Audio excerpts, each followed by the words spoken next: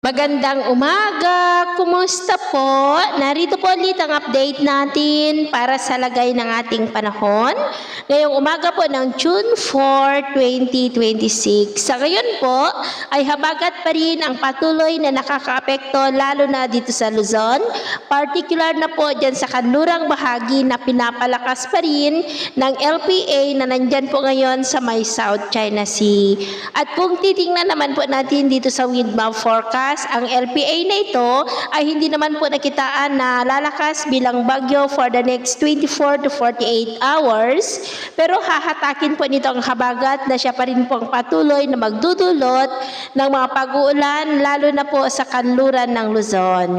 At ito naman ay pinapakita ng forecast model natin pong ginagamit hanggang po sa susunod na 2 linggo. At sa lagay ng ating panahon, ngayong madaling araw ay maayos naman ang panahon sa malaking bahagi ng bansa, pero may mga tsansa po ng mga isolated rain sa ilang bahagi ng extreme northern Luzon, Ilocos Region, Cordillera, Pangasinan, Zambales, Bataan, Calapan, Mansalay, Sorsogon, Masbate, northern part ng Palawan, Malay sa may Aklan, Antique, Iloilo, Sipalay, Bayawan, Escalante, San Carlos, Bonbon, Gindulman, Southern Leyte, Calbayog, Tawi-Tawi, Zamboanga del Sur, Northern Mindanao, Sorsogon at Davao Region.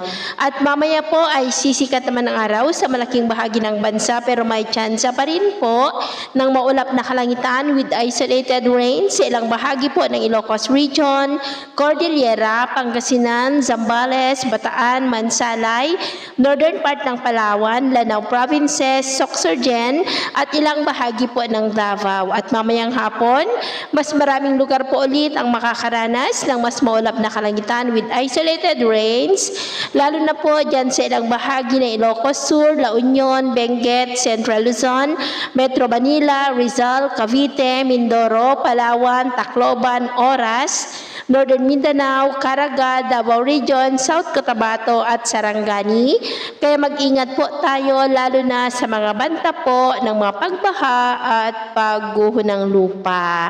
At sa atin naman pong mga baybayin, dahil pa rin sa habagat ay maalon po ngayon sa kanlurang baybayin ng Luzon na ang mga alon po ay posibleng aabot hanggang sa 1.5 to 2 meters height.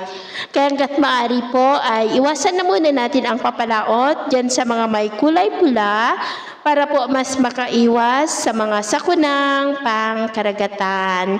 So, ito po ng latest update natin sa araw na ito. At ako po muli si James na nagsasabing, sa kahit na pagsubok po na darating sa ating buhay, huwag na huwag po tayong mawawalan ng pag-asa. Thank you and God bless!